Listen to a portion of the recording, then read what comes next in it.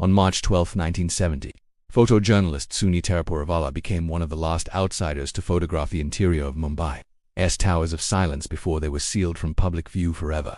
What her camera captured that day was the final evidence of a death ritual so ancient and so profoundly disturbing that the Indian government would spend the next 3 decades trying to erase it from public memory.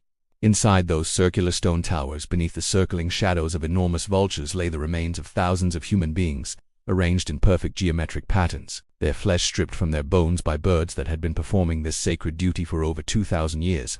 But Terapuravala's photographs revealed something else, something that historians had long suspected but could never prove. Among the skeletal remains she documented, forensic analysts would later identify bodies that had been placed there within the previous 5 years. Long after the practice had supposedly ended, someone had been continuing the ritual in secret, and what we've either discovered about why they could stop will change everything you thought you knew about death, decomposition, and the lengths human beings will go to honor their ancient beliefs.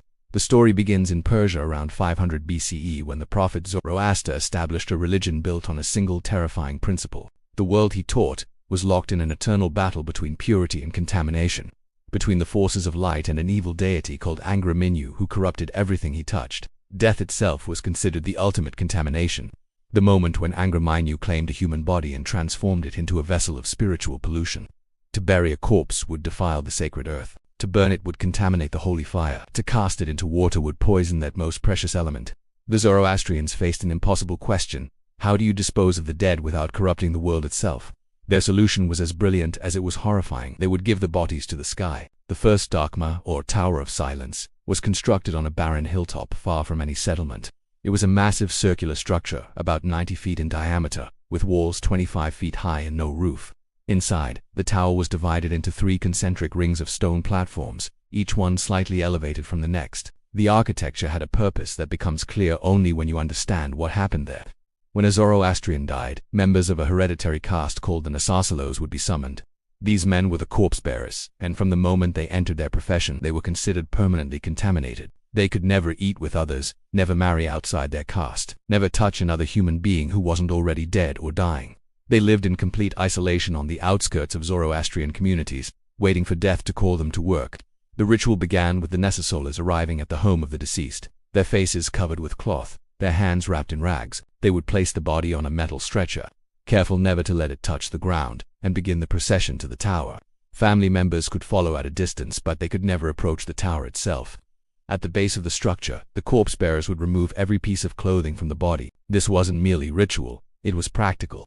Fabric, they believed, would slow the process of what came next. They would carry the naked corpse up the steep stairs cut into the tower's exterior wall, and at the top they would arrange it according to a system that had remained unchanged for millennia. Men were placed on the outer ring, women on the middle ring, and children in the center circle. The bodies were positioned on their backs, arms at their sides, faces turned toward the sun. Then the Nasasalas would descend the stairs, seal the small entrance door, and wait. Within minutes, the vultures would arrive. These weren't ordinary scavenger birds. They were enormous creatures, some with wingspans reaching 9 feet. And they had been feeding on human remains for so many generations that they had learned to recognize the towers from miles away.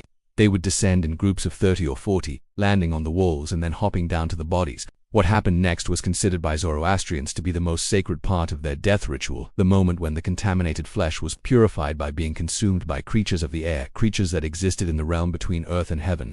The vultures would strip a human body to bare bones in less than 3 hours. They worked with shocking efficiency, starting with the soft tissues, the eyes and tongue and internal organs, before tearing away muscle and sinew. When they finished, only the skeleton remained, bleached white by the sun, picked completely clean.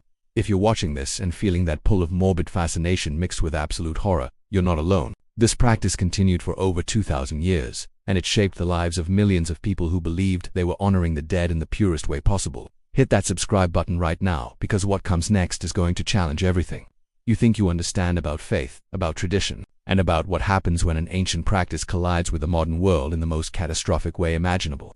The Towers of Silence didn't end because people stopped believing. They ended because of something far more disturbing, something that turned these sacred spaces into nightmares that even the most devoted couldn't ignore.